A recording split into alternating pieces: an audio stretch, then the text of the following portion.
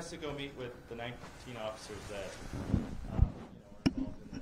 He's getting out here, but the mayor's going to speak, and the county executive, and then we'll be going down the list and taking questions. Chief Barrett with the county, or Sheriff Barrett with the County, and we'll also have Barbara Weirs from the school. So just so everybody knows. You will not be taking questions. Can I ask why? But everyone else is taking questions. Yes, correct.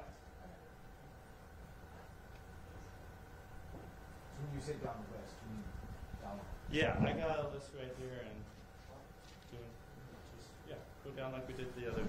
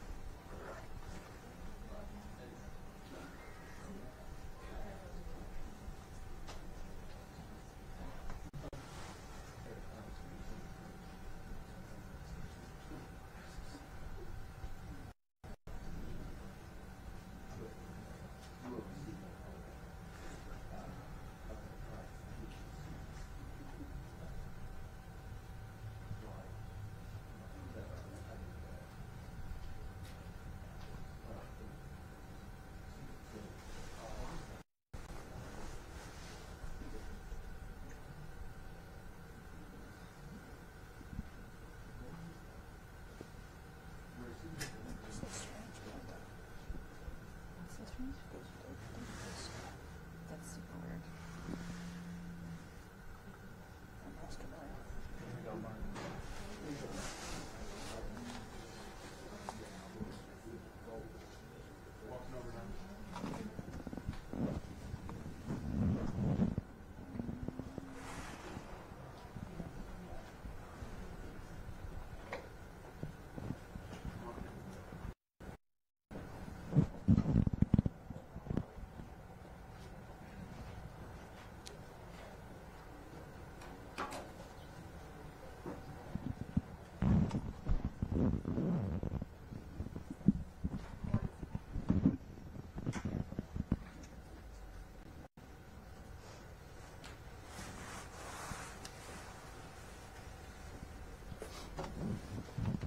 Good afternoon, everyone. Good afternoon, everyone. Good afternoon. Thank you for coming. Thank you for being here today. We'll be providing an additional update as we have moved now into the investigation phase of this tragic incident. I'll be making some prepared remarks and will not be taking questions. My name is Chief Sean Barnes, S-H-O-N-B-A-R-N-E-S, and I'm the Chief of Police for the Madison Police Department. The past 24 hours have been a flurry of emotion, sadness, anger, disappointment, grief for the Madison community. We were brought together by a tragedy, and today 3 families woke up this morning to the world without a loved one. That can never be out there. In the midst of this tragedy, our community has come together in an incredible demonstration of support from Madison and indeed the state of Wisconsin and our nation. I cannot express enough gratitude to the many emergency response agencies who provided direct support to the Madison Police Department. We could not be standing here today without the men and women of law enforcement, specifically the Madison Fire Department, surrounding EMS agencies, Dane County Sheriff's Office, Monona PD, Oregon PD, the University of Wisconsin Police Department, the ATF, the FBI, Fitchburg Police Department, and Cottage Grove. A special thank you from me to all of these agencies. Thank you so much. These agencies and many others responded to the scene and or took calls for service within the city of Madison to allow us to focus on this tragic incident. Student reunification with their loved ones could not have happened as swiftly as it did without the assistance of SSM Health Dean Medical Clinic, as well as the Quick Trip. Additionally, many people worked well into the night and supported local restaurants, the community who came together and provided food and other logistical support for our team. Yesterday, we came together as one team, as one Madison, as one country, and we should feel incredibly proud about our response. I'll be providing some updates at this time, but before I do that, I'd like to provide an important clarification. Yesterday, after looking at the computer-aided dispatch system, it seems as if a call came from a second grader. It actually read the call came from a second grade teacher. That was a mistake. That's my responsibility, and I apologize, and I clarify that today. It did not come from a second grader. It read second grade teacher. I will also be providing several investigative updates from the 8 p.m. briefing from last night. The Madison Police Department is committed to transparency.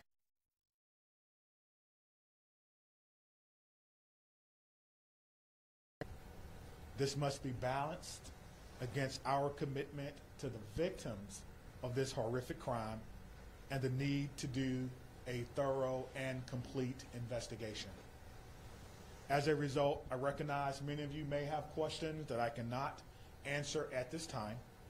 I ask for you to keep the victims in your mind and respect their right to a thorough investigation. I also will not be taking questions at the conclusion of this press conference, but your pre-submitted questions serve as the basis for updates that we're providing for you this afternoon.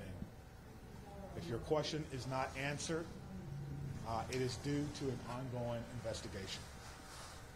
Okay. We know a document has been widely shared on social media.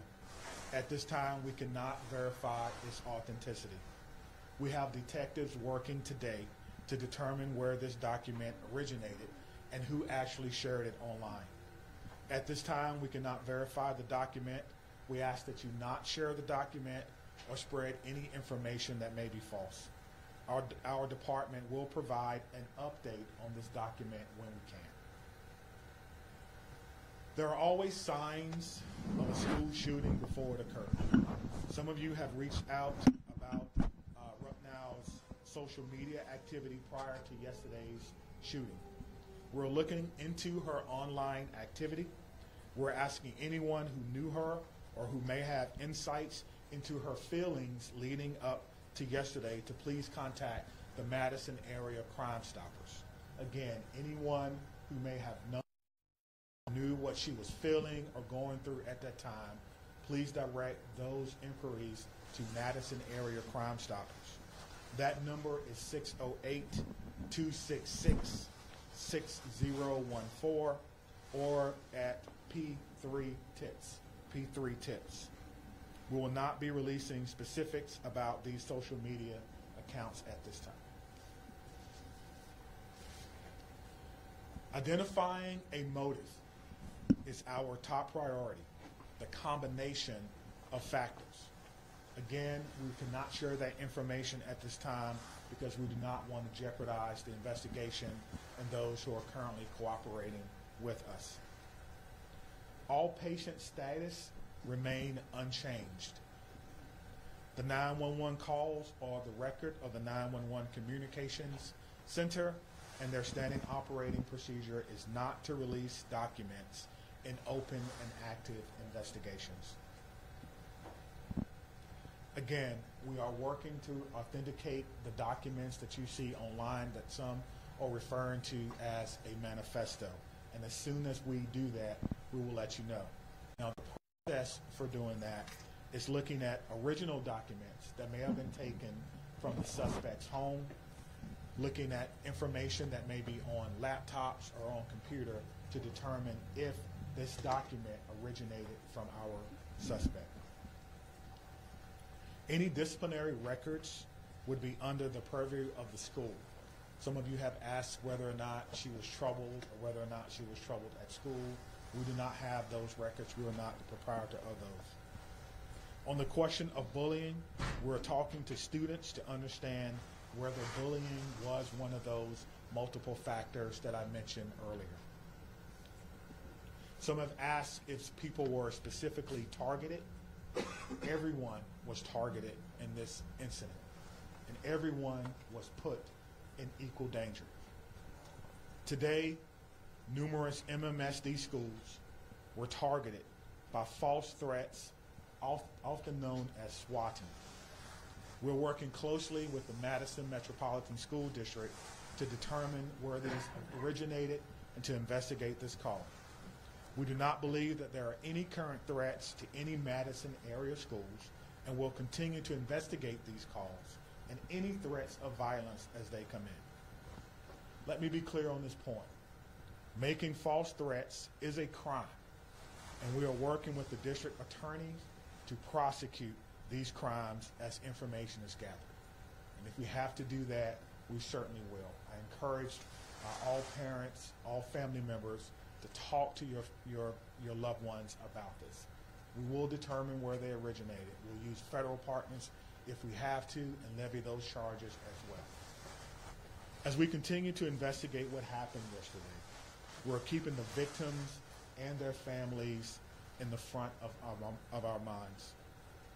We want to thank the countless people and organizations who've reached out to support them, as well as the Dane County Victim Witness Unit and the Dane County Emergency Management, who provided direct support to the families.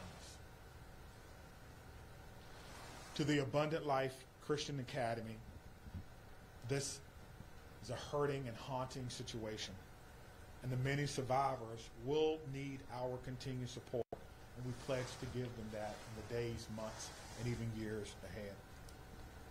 As a community, we must not allow violence or any act of violence to define us. We refuse to allow hate or destruction to win in this city, but rather we will honor our survivors, our victims, through love, support, and the Madison way. Please continue to take care of yourself and take care of each other. At this time, we have several officers who are working today, who was working yesterday.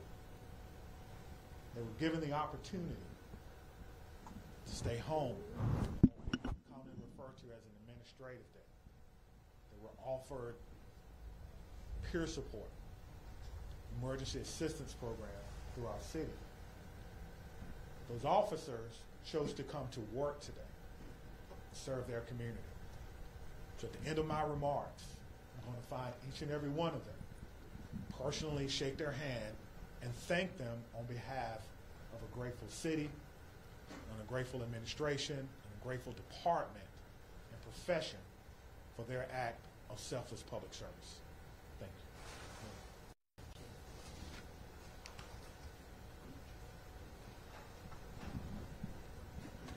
I want to start where the chief ended, which is just asking everyone in this room and within the sound of my voice to take a minute. It's been an incredibly difficult 24 plus hours at this point in time. We're all human, including each and every one of you in the media who is covering this really tragic event. Please remember that you're human and take care of yourselves. We all need to do that. Drink water. Take a moment. Access whatever mental health resources you need. Because that's our job now. is to take care of ourselves so we can take care of each other and our community. Yesterday, the Madison community experienced a terrible and traumatic event. If there's any positive in it, it's that the educators at Abundant Life, our local law enforcement and first responders, and our community partners were prepared to respond. They acted without hesitation to protect our children, and I'm grateful and humbled by their actions. It's a day that I hoped never would come to our city, but like so many other communities, here we are.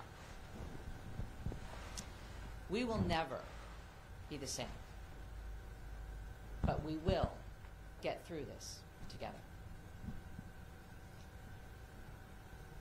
I want to ask again that everyone, please respect the privacy of the victims, their families, and those in the Abundant Life community. Right now, our full focus is on caring for those impacted. First and foremost, the victims and their families, the Abundant Life students and educators, our first responders, the students and educators across the city who woke up this morning and went in. If they would come home tonight. The incredible bravery of that act. I think all of our students and educators are feeling scared and vulnerable right now. We are also trying to care for our whole community because I believe we are all fearful and grieving and impacted. Madison is working closely with Dane County, with community partners, with state and federal government resources to provide support and counseling to all those affected. I want to direct folks to a new city resource website that's available at cityofmadison.com/resources, which includes trauma-informed community resources, updates, community mental health resources, and information about vigils, other public events, and where folks can donate to support the Abundant Life families in our community. I want to highlight two things that are also on that website, and once again, that website is cityofmadison.com/resources. If you wish to support the families, the request is that come in the form of financial support through a site set up by the United Way of Dane County. You can visit unitedwaydanecounty.org, or you can text HELP for ALCS to 40403. Again, that's HELP numeral 4 ALCS to 40403. The community is also invited to a vigil tonight by the Vel Phillips statue at the Capitol at 6 p.m. Again, that's at the Capitol building by the Vel Phillips statue at 6 p.m. I would ask that everyone, and particularly the folks in this room, please avoid spreading misinformation, particularly via social media. Please vet what you share, even if your wish to share is well-intentioned. There's so much that we do not know at this point, and we have to allow law enforcement the time and space for a careful and methodological investigation. Let them do their jobs. And above all, please respect the victims, respect the families, respect the school community, particularly on social media.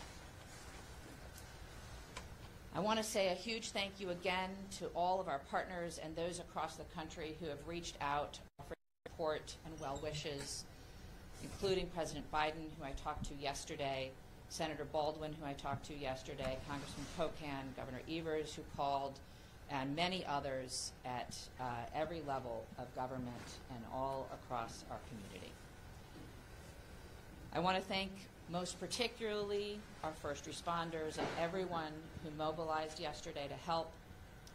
Certainly, the fire department, the sheriff, the state patrol, the FBI, the ATF. I want to thank our hospitals that cared for the victims and the medical staff there.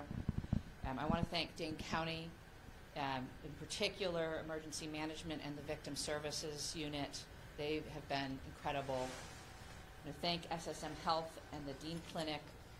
They, without hesitation, made their facility available to us. They canceled all appointments. They rearranged. They put their staff at our disposal to make sure that the Abundant Life families could be reunited with their students. I couldn't be more grateful to them. I want to thank the United Way, both for setting up the donation site and for mobilizing resources across our community.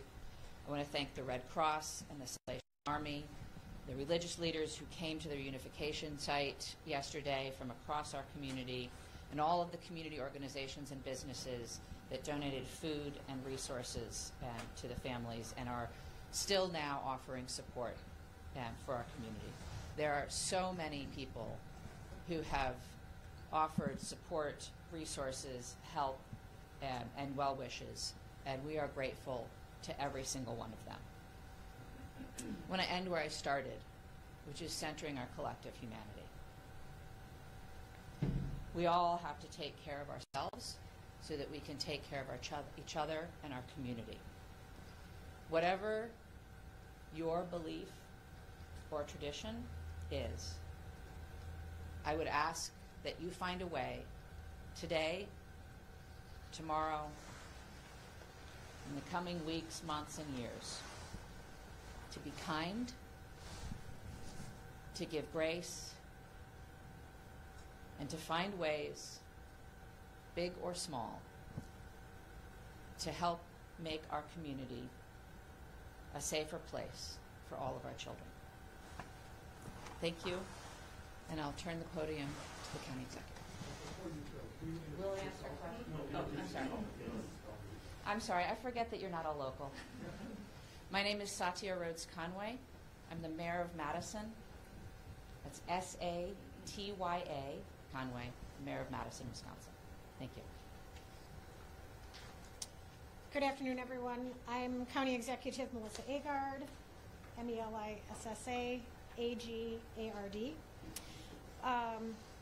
It's unfortunate that we are still having to navigate this absolutely horrific situation in our community. I come before you today as a community leader, as a mom, as a fellow Dane County resident, and like many of you, someone who is continuing to process what unfolded yesterday at Abundant Life Christian School and across our community. My heart aches for the students and families and teachers and the first responders at all levels, from the 911 officers to the folks that are at our coroner's office. Every single one of us has been impacted in an unimaginable reality by this situation. Our kids, my kids, teachers across our community, and in fact across our nation, had to wake up and go to school today, and that was an act of bravery. Parents took an act of bravery and a belief in our community. And that's a bravery we should not have to put on the shoulders of our children and our families and our community. Let me be clear.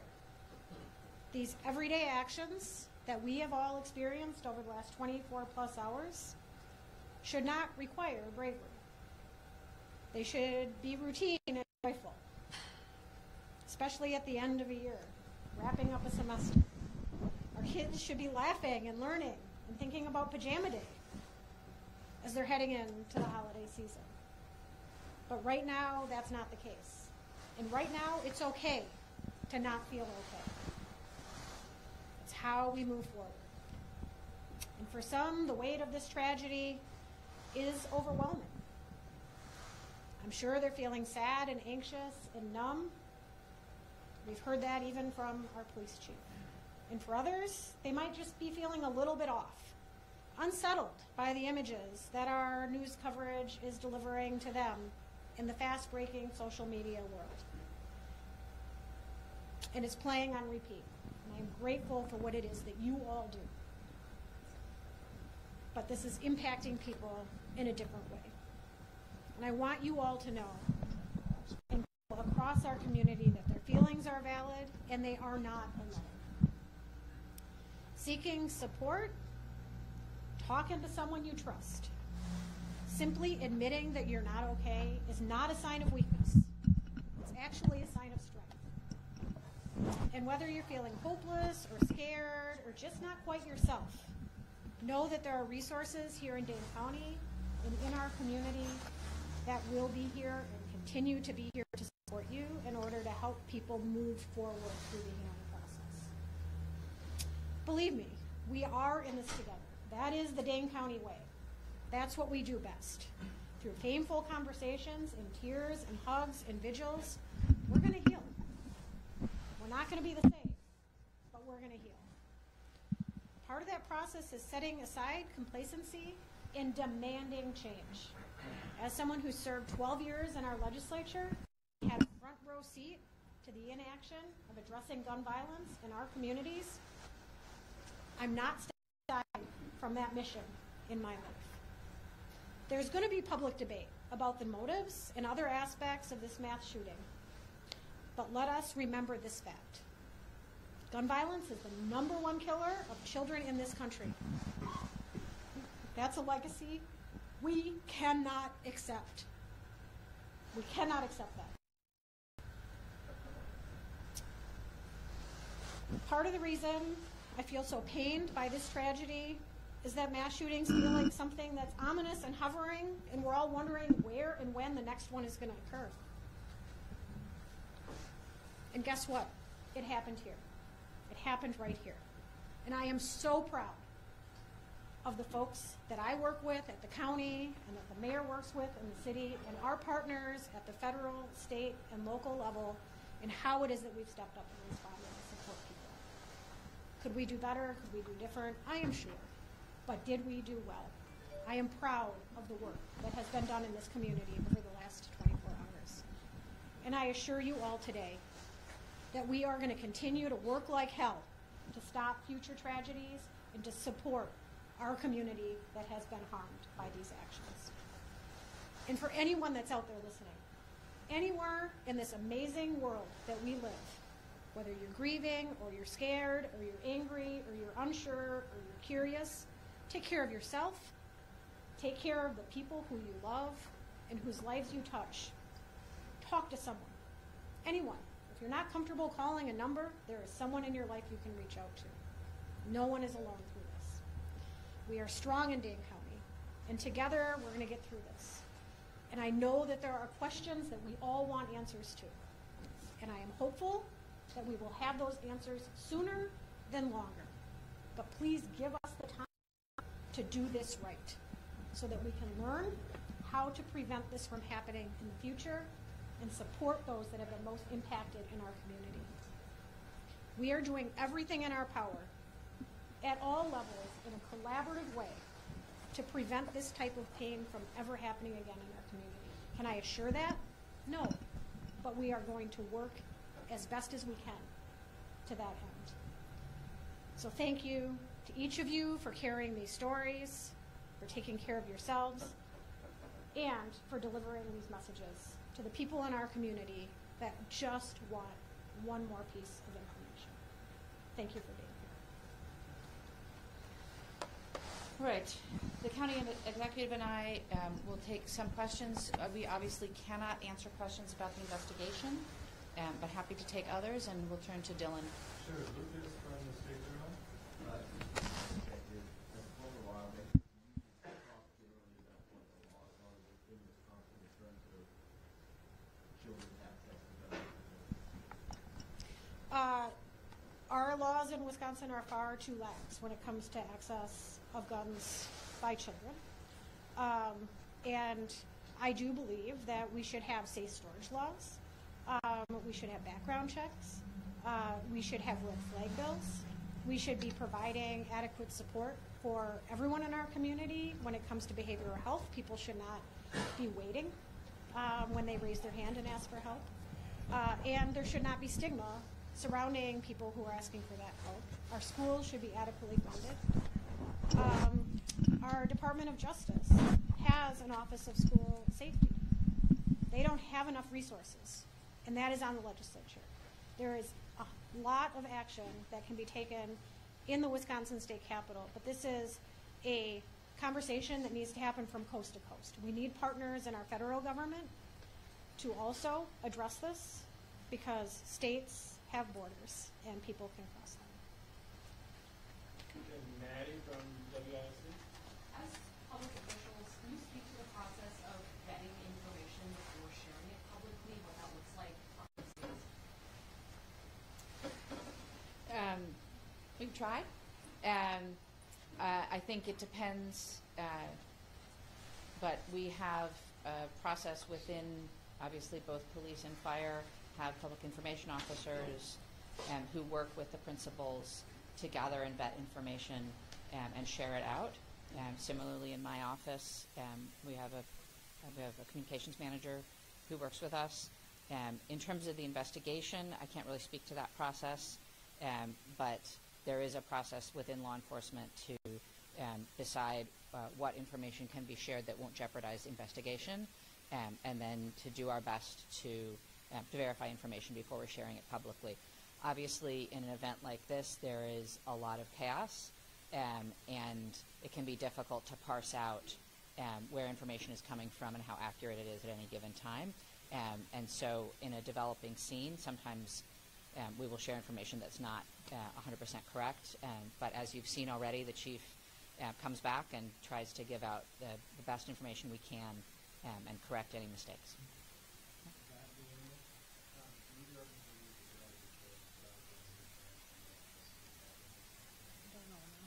I think it's far too early to comment on that.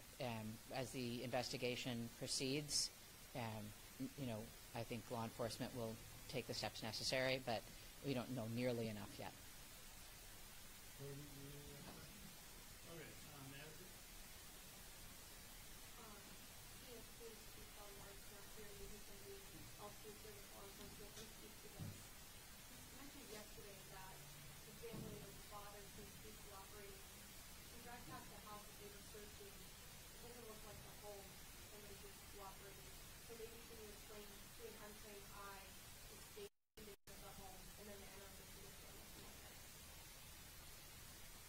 Anyone here that can speak to that?